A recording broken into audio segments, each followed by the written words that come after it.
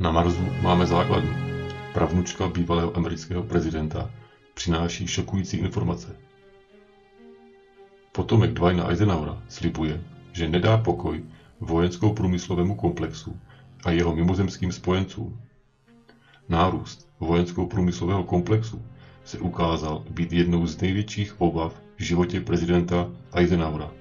Ten v roce 1961 opustil svou funkci a přednesl kuriózní a znepokojivý projev varující před nárůstem vojenského průmyslu ve Spojených státech a před hrůzami, k níž by tohle mohlo vést.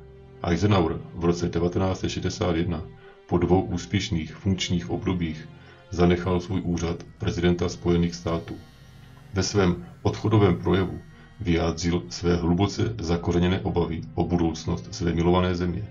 Varoval, že vztahy mezi průmyslovými výrobci zbraní a oficiálním ministerstvem obrany začínají být problematické a že ze zbraní a z války se rychle stává ten nejziskovější průmysl, což by mohlo v dalších oblastech jako věda, školství, zemědělství vyvolat nesmírné problémy.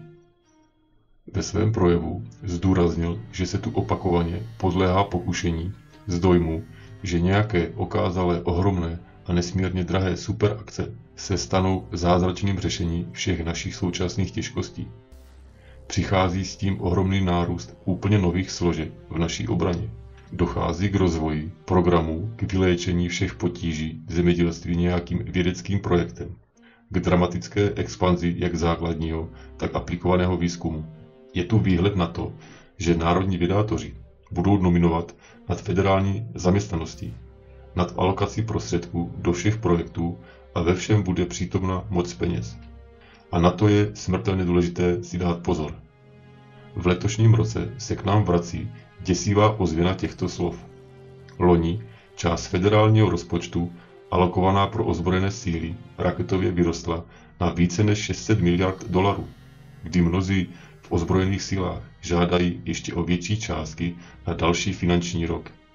Jak demokraté, tak republikáni byli v minulosti k těmto požadavkům nesmírně úslužní. Eisenhower se na letecké základně Edwards údajně sešel se zástupci mimozemské rasy.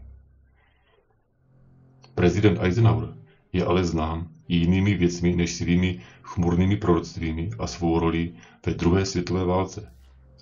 Jsou o něm i fámy, že byl posledním prezidentem, který měl plnou kontrolu nad vztahy Spojených států s mimozemskou rasou, z níž se zřejmě sešel v roce 1954 se zaměřením uzavřít dohodu. Podle doktora Michaela Salla se Eisenhower sešel se zástupci mimozemské rasy na letecké základně Edwards.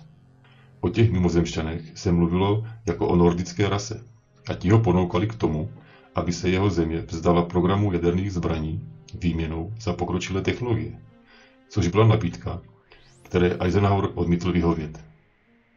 Teď říká prapravnučka tohoto prezidenta Laura Eisenhower, že slova jejího slavného předka jsou daleko závažnější, než by si člověk zatím mohl vůbec představit. Když jeho prapravnučka vyrůstala, tak tato vyprávění slýchala, ale moc jim nevěřila, než začala číst historické dokumenty, které se zdají naznačovat, že jsou pravdivé.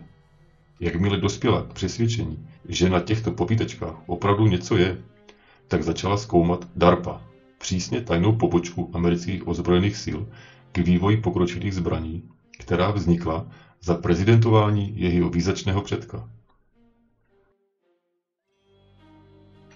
Podle Eisenhowera je hlavními projekty organizace DARPA tajná kolonizace Marsu, což je projekt, o kterém tvrdí, že ji do něj v roce 2006 zrekrutovala záhadná postava zvaná Agent X. Tvrdí, že tato kolonizace se začala zařizovat, aby se zajistilo, že lidská rasa přežije i v případě katastrofy s vyhynutím lidstva na planetě Zemi. Laura Eisenhower odmítla šanci se tohoto programu účastnit, jelikož si myslí, že vojensko-průmyslový komplex, co je vede, má prsty v kradmích a zlovolných spiknutích zaměřených na dominanci využívající metod jako genetické modifikované potraviny, falešné vlajky a manipulace médií. Navíc tvrdí, že lidé zapojení do vojensko-průmyslového komplexu nepracují sami, nýbrž, že jim v jejich snahách pomáhají mimozemské bytosti.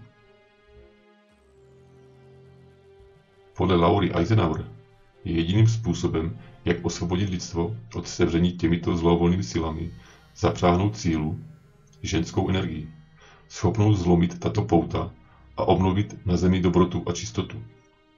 Jestli se i její slova ukáží být prorocká či smýšlená, jako to bylo s jejím prapředkem, to se teprve zřejmě ukáže.